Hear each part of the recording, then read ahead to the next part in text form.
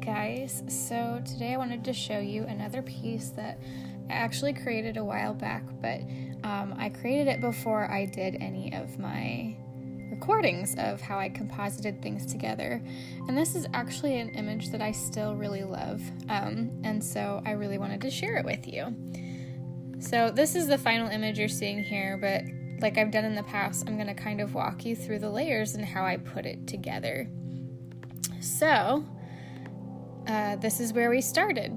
I took my beautiful friend Brittany out to the lake over by my house, and it was later in the day, so the sun is setting and you can see the like long shadow. I wanted her to be backlit. My idea for this image was like an angel that is heading into the storm to rescue somebody or bring them out of their hardships, or, you know, to kind of guide them like a lighthouse or something. So I wanted the light to be behind her, and so obviously in order to do that we would have the pretty harsh shadow here, but I didn't want it to be so apparent, so I did a lot of things to manipulate this image to get it to where I wanted it. So the first thing is I got rid of the shadow. So you can just see that there. I usually use the spot heal brush. Where is that? The patch tool. That's what I use. It's my go-to.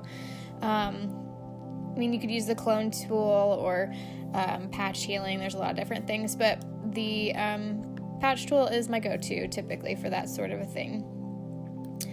The next thing I did was I started building shadows, because even though the light is behind her, I wanted it to feel like there was more light coming from this little light she's holding, which I know is counterintuitive, but it's the idea I had in my head and I wanted to see what I could do. So you'll see that is just very faint. This is a curves mask. And the line is pretty harsh, but because it is such a subtle gradation, it's not super apparent. And then I did a second one that you can see here. And well, this doesn't look like it makes a lot of sense right now because I build onto this skirt. So that's what you're seeing here. And in order to build that, I basically had Brittany, we took the dress off, she had clothes on underneath, and we just kind of draped it behind her so that I could easily Photoshop it together. In order to get this to blend properly, there are a couple of layers here too, because you can see how like incredibly highlighted this is here from the light hitting it. So we used a curves layer again, and you can see here we just brought the midtones down, and we used the hue and saturation layer because when the light hits it like that, it adds this very warm orangey yellow tone to it, and I didn't want that. So the hue and saturation layer was used to bring the saturation down quite a bit. Okay. Wings. So I'm going to go to the image I actually pulled this from, because what we did, we took a lot of random pictures.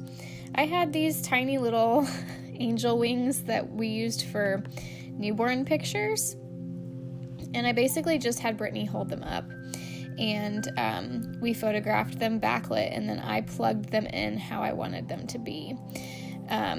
So I had her manipulate it, shifted a lot of different directions so that we could have options of, in case one worked better than another. And you can see here, that's her floofing the skirt behind her. Okay, so first wing went into place. I added a curves layer to it as well because it needed to have some shadows. And then the second wing went on top. And I know this looks really crazy because it's on top of Brittany, but don't worry, it all works out. So this one also needed curves because there was really bright highlights in areas I did not want them. So that's what the curves layers are there for. They're adding shadows and eliminating some of the brighter areas from the wing. All right. So in order to fix that, I cut Brittany out and pasted her on top of the wings. The reason I did it this way instead of just masking it off is because by placing her on top, I could also use the effects layer to add drop shadows if I needed to. So that's why I chose to do it that way. And I'm not sure why I have two of them, quite honestly. Like I said, I did this a long time ago. Okay, so then after I did all of these things, I also had taken pictures of individual feathers. You can kind of tell from looking at these things that it's not a super classy pair of wings, and I did have several of the feathers fall off over time, so we just grabbed one of them that was loose in my car, and Brittany held it a bunch of different angles so that we would have all the various ways the feather might be highlighted to incorporate it into the image as well. So I started with one tiny one right here, and I just used a layer mask to mask off around it. And I built. So there's our second feather right there, third feather here. Oh, no. That was our third. Fourth. And then I stopped here because there were some things that were bugging me that I wanted to fix. So we're going to move on. What I often do is I'll save a layered PSD file, and then I'll flatten it and start building in a new file. So that's exactly what I did. So that was my starting point, and then we moved into this one. So what we have here is the image you just saw, but without the feathers. That's how I flattened this, was exactly what you saw, just minus the feathers in it. So then what I did was my typical standard edit, which is a action that boosts contrast and brightness and also adds some warm tones. I do a layer that kind of flattens everything beneath it. I add a color cast and a levels layer. That's my standard go-to on every picture I edit. But then I felt like this was too warm and too light and too happy for the direction I was going, so I added a channel mixer. And basically what this does is you can select different options of how it's going to filter through the image. I use the yellow filter, and it eliminates basically all of the yellow in the picture, and then I just tweak some of these settings a little to get it where I want it. I use the layer mask to paint it off of where the light from this little lantern is going to hit her, because that part of her body would be glowing a little bit more and would have some of those warm tones we just got rid of. So that's why I did that. And then here's those feathers that you just saw that I said I got rid of for this edit. Okay.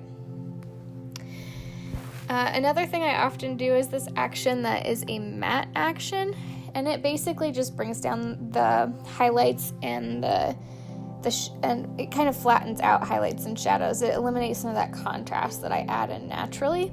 Might feel counterproductive to have added the contrast and then eliminate the contrast, but it does make a difference, I find, in the final edit to do it that way.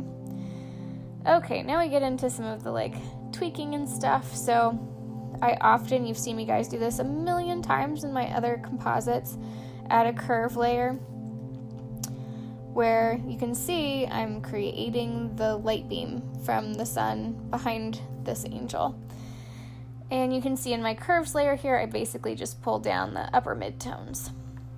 I use that same layer.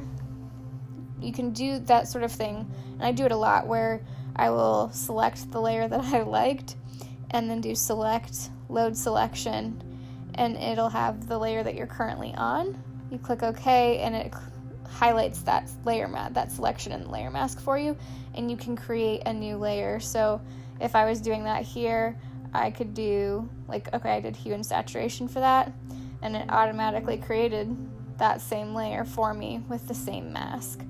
And then you can just go in and tweak, which is exactly what I did. And all I did was I dropped the saturation down by 10. So it's very subtle, but again, it's eliminating some of those bright colors that I felt weren't right for the idea and message behind the picture. I did another curves layer. This one's more of a vignette. You can see that it's not as directional. It's more about creating shadows along the edges. And this is also subtle in the slight upper mid highlight range. I have no idea what that curves layer is even on. Looks like nothing. I probably created it. Oh, no, I see it. It is the tiny little glow inside the lantern. And then there's another curves layer, which we'll look at right now, which makes that a little bigger. So I'm going to zoom in, and you can see it's also hitting her body. So let's look at that for a second. So this curves layer is literally just inside the lantern. And this is important because we're trying to create a realistic glow, which is really hard to do during the day when it's bright out and there is no actual flame in that candle because it's a battery-powered light.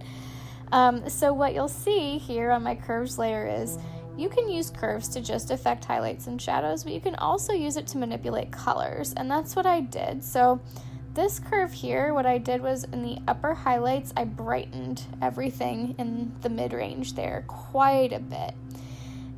And then I selected reds, and you can see the brightest part of that I pulled up just a tiny bit. If you go to my blues, I dropped the blue tones down a lot. So that's going to make my brightest spots in here more yellow. And green I didn't affect at all. So doing that creates that more realistic warm glow. If you look in, you can see that very much more prominently now that we're zoomed in. If we go to that second layer, so if you zoom out, you can see there's a little bit of shadows here on Brittany's nose and stuff because the light was in fact behind her, but we want it to look like there is light coming off of this candle. So this light would highlight her arm and her face and her chest because that's where this light would impact, which is exactly what you see is done here. If you look at the curves layer over here, you can see that my highlights and shadow, I brought up the midtones. I left the highlights and the shadows exactly where they were. In my red, I brought the highlight over, even more so than I did within the candle. And in my blues, I dropped it down. Nothing to the green because it was unnecessary. And that adds that warm glow to not only the broader space of the candle, but also her arm, chest, and face. And you can see that is painted off right in this area. It shouldn't go back too far because it would only affect what the light would touch. And by the time it hits her face, it's going to be much fainter than it will be on the candle, which is why you can tell I did not use like an 100% opacity. It was probably a 30%. And that's not all. So again, I did one of those, I saved this as a PSD, and then I opened it as a flattened image in a new file, because that's my jam.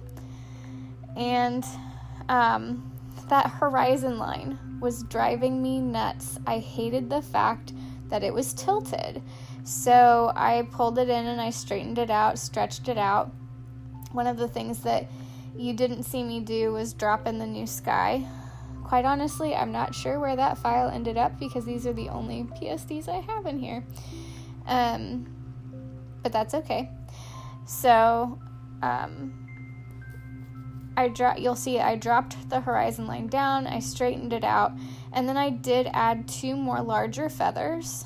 The other thing you'll notice with these is that as the feathers get closer to the camera, they become progressively more out of focus. Because that's what naturally would happen. So some of her, like back here in line with her, they're a little sharper, but as we get closer, they become more and more fuzzy. And the edges of them would have to be that way too. So as I mask them off, I would use a softer brush. I would use the blur action, Gaussian blur action, to get them to be softer and focused too, since all of the photos I took were sharp. And yeah, that's basically how I created that image. When I originally shared this, what I used to do is I just created an animated GIF. And that's in a different folder. Just one second, and I'll pull that up for you guys. Here we go. this is what I would do. I would just animate it so you could see layer by layer how I built it. You can see how it shifted there, and we added our layer effects, and the feathers pop in last. So yeah, I hope you guys liked that. This is still to this day one of my absolute favorite images.